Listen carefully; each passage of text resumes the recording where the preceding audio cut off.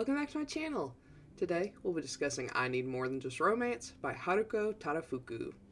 Now before we get started, there will be spoilers, so if you don't want to be spoiled on this manga, go ahead and click off now. No worries, I'll catch you next time. Now for those of you left behind, let's go over some content warnings. There may be references to illness, death, and anxiety as these things do appear in the manga. Now, if that's all good with you, let's go ahead and get started. As always, let's start with the quick synopsis. Shuji and Kosuke have been dating for 3 months. It's going pretty well. They meet up multiple times a week at a diner where they small talk while Kosuke works. Then they head to Shuji's house and watch movies or talk some more. It's all very routine and pleasant, but it's hardly an intimate relationship as far as Shuji's concerned. What's the difference between what they do and what friends do together?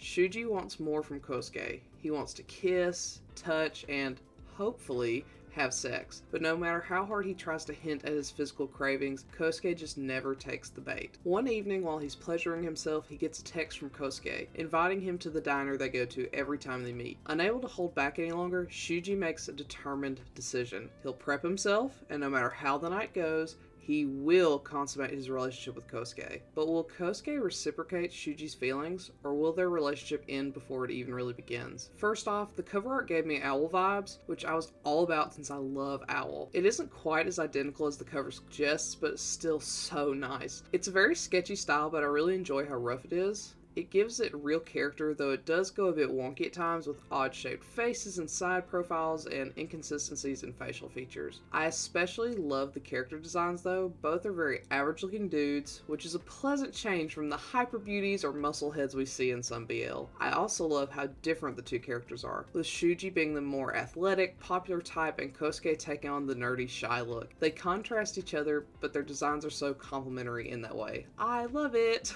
What's even more fun than their contrasting looks are their contrasting personalities. Shuji is the more forward, dominating power bottom, while Kosuke is a submissive top. I love that dynamic so much, and it isn't all that common in BL that I've read thus far. However, they also have this interesting power switch. Because Shuji is so forward, he's also very open in sharing that he feels insecure sometimes, which makes him appear more submissive, giving Kosuke a chance to take the lead and be more dominating. It's so nice to see them share the power, as oftentimes BL relationships are founded on substantial power imbalances. They're very communicative as a couple, thanks to Shuji, which makes this all very fluffy and sweet. I also love that we don't have homomesia as the primary source of conflict. Both of our main characters are secure in their own sexuality and fine with being together. Then when Shuji's brother is introduced, his issue isn't with his brother seeing a man, he just wants his brother to be happy and fears Kosuke's anxiety will prevent him from being happy. It's refreshing not to have to deal with the obvious run-of-the-mill drama of bigots to cause tension in BL. Instead, we have a protective older brother who wants to make sure his brother is with someone who will be strong for him. It's a beautiful way of creating tension that isn't rooted in homomesia. It's also nice that the tension isn't based on the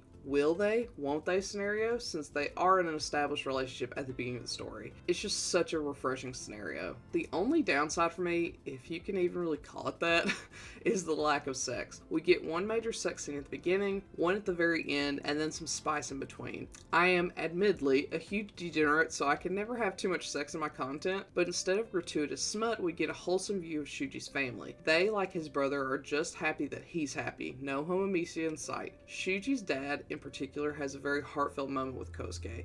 He's very quiet and reminded me a lot of Kosuke, which also made me think of the belief that people end up marrying or dating people that resemble their family members. As gross as that may sound, it does hold some water, it seems, but it is very touching to see these two quiet men have a moment with each other, where Shuji's dad takes the opportunity to comfort and encourage Kosuke. It really just made my heart so happy! With all that being said, to say I love this would be a huge understatement. It's fluffy and sweet with plenty of spice in between. It's a refreshing take on BL with a healthy and communicative couple. It's not super deep, but it didn't really have to be. It's a fun time with very little drama or stress. I'd readily recommend this to most people. So, have you read I Need More Than Just Romance? If so, what do you think? Do you agree with my assessment? Do you not?